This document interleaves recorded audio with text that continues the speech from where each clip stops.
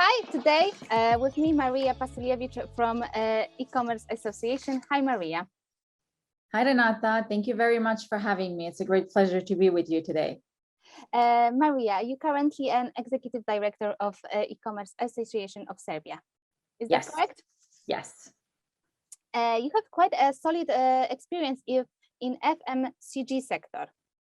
4 years, FMCG sector has related on 4 P's, yeah? Product, price, place, and promotion to influence buying decision. How this is changing over the years?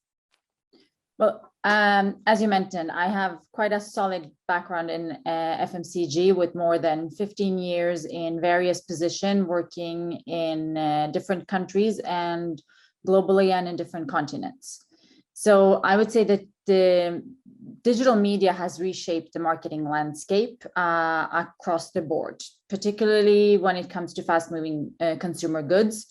Campaigns for every FMCG product has traditionally relied on exactly what you said, the 4 P's, the product, price, place, and promotion, to influence the target audience buying decisions. Today's consumers are bombarded with different technologies all over, and they're having different inputs all the time. So the new technologies that have evolved with transactions in marketplaces, apps, and direct-to-consumer businesses on the rise, the COVID that helped, have actually emerged that the FMCG market has as well to adapt to the new technologies that are there to stay relevant for the end consumer. It's not just the traditional trade store that can be there in the retail store. So based on your experience, what should a successful digital marketing strategy in the FMCG sector include? It's a trick. But before jumping into the new trends and what the success of it is, I think that firstly, you need to stay very relevant and true to your brand, the one that you have, the brand values, the purpose, the brand identity, and understanding the brand experience for the end consumer, the brand love that's provided to the end consumer, and only after this, setting the clear KPIs and implementing the strategy. So maybe taking a few examples instead. Lego, everyone knows Lego, and it has a very strong brand, and who doesn't love Lego? But they moved from the classical part of Lego bricks and the 4 P's and into as well mobile gaming. So they went all that way into even doing license and having mobile gaming and moving into a completely different field, but staying very true to the brand values, purpose, and identity that they have.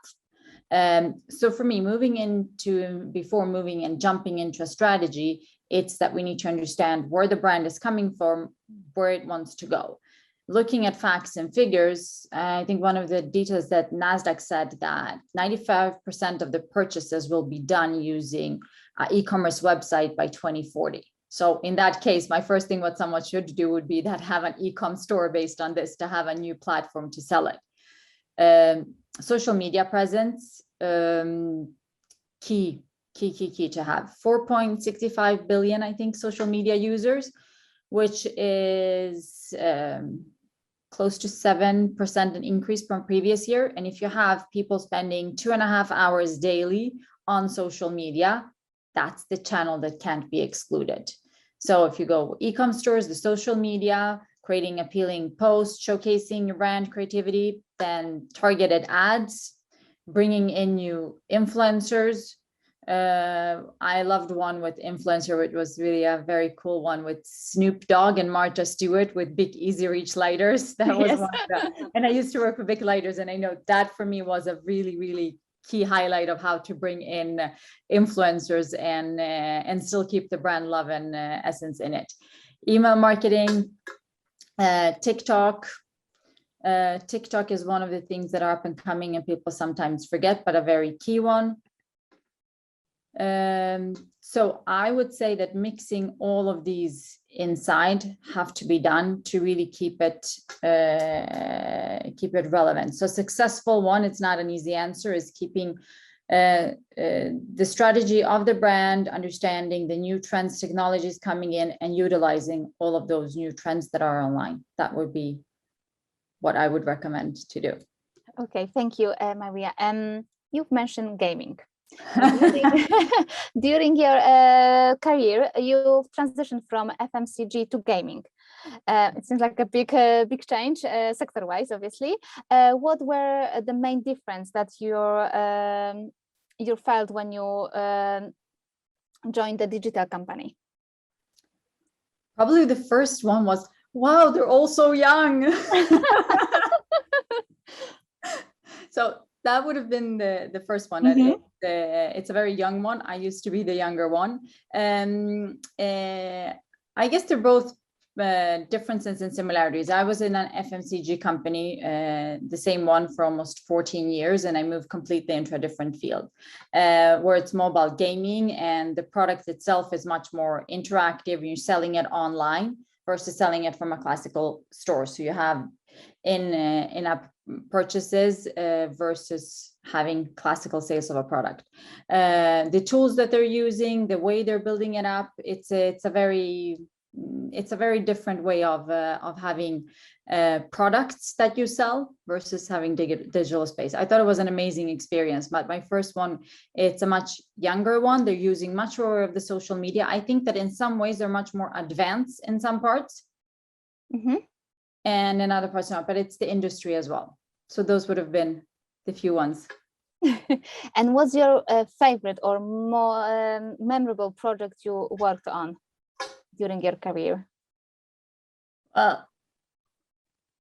There's several of them, but maybe the lighters, quality and safety and global projects for that have been one of the things that are most memorable for me, because it's projects that are ongoing and running and can be implemented globally across the world, and seeing how the differences are, and keeping very true to the product and quality and safety. Then the partnership, an old external partnership in Nordius, working with them was two projects that I think were very, very interesting.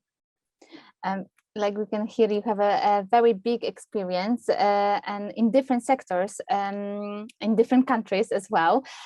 Is there something that makes Serbia different from other places you've worked in? You have differences in every single country. So being Swedish and living in Serbia now, I think the biggest difference is what they always say: the north of Europe versus south of Europe, and how you do things. I would say that here it's much more on the south part of how you do things. They like much more the interactive and personal touch to it versus the more structured Nordic way of doing it. Much more lively in the way that you do it, and a very fun approach. I think that in every country you have so many positive things that you can bring out, and Serbia has that as well. And I love being here, and you feel extremely positive, like a positive feeling and atmosphere of being here. That's good when the atmosphere is very energetic and positive. It's easier to work. Was Serbian e-commerce much affected by a pandemic? How did the relations between customers and companies evolve?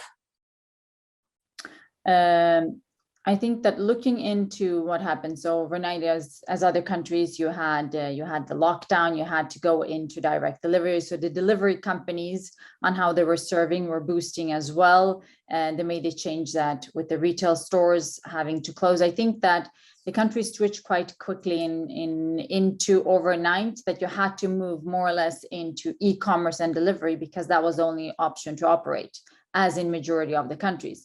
But I think that more it's interesting to look at how after the pandemic, what the result was, because I think everyone kind of switched in that scenario and tried to make the most out of it.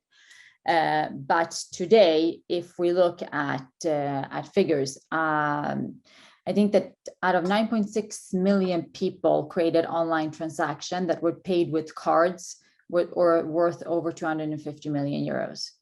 That's quite extreme. And from the national bank in Serbia, the first quarter of only this year, the number of transactions paid by card increased with 26%, which is huge. And Serbia is a country where you still have, if you buy something online, you still have the option that you can pay in cash when delivered. So the fact that this card transactions increased by 26% is huge.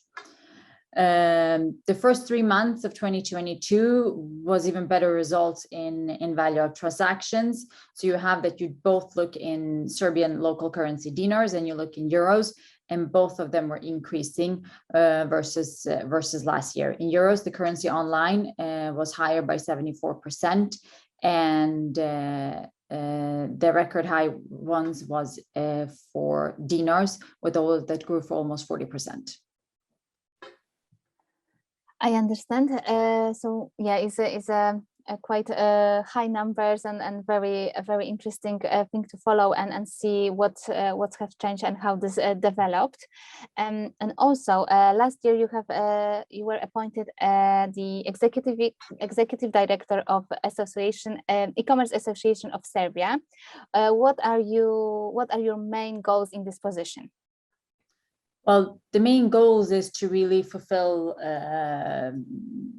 the view of the association and what's in the statute. So, well, it's firstly to grow the full ecosystem in the region and setting E-commerce Association of Serbia as the main partner for everyone that wants to discuss e-commerce. So if anyone in Serbia comes to a point that they want or need something within e-commerce, we should be the first point of reference for them in between everything. And that's what we want to build, focusing on education, focusing on basically increasing the full ecosystem and making it higher and be the reference for e-commerce in the region as well.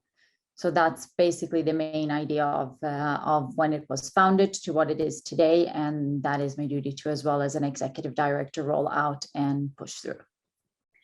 Great. What do you think about the position of women in the marginal positions? Is there a glass ceiling still, or I think is in the past and there is no more glass ceiling for us? In which country do you mean? In general. Okay, I understand what you're trying to say, but from your experience. So I think that, in my personal view, whoever has the skill necessary to do the position is the person that is in the right position. So there is no male or female job. I think the borders and the mindset of this glass ceiling have moved drastically on a global level. And I'm very, very happy to see that. I think that still in some countries, you have some barriers and there's room for improvement on that part. In general, I think that there's a huge shift that has been made. I still think that there is room to have a more gender equality in positions. Like, I guess in every situation, in every business, in every sector, there is a place for improvement and changing things. But the good thing is the things are changing for everybody, and those changes are the good ones we want to see in the future.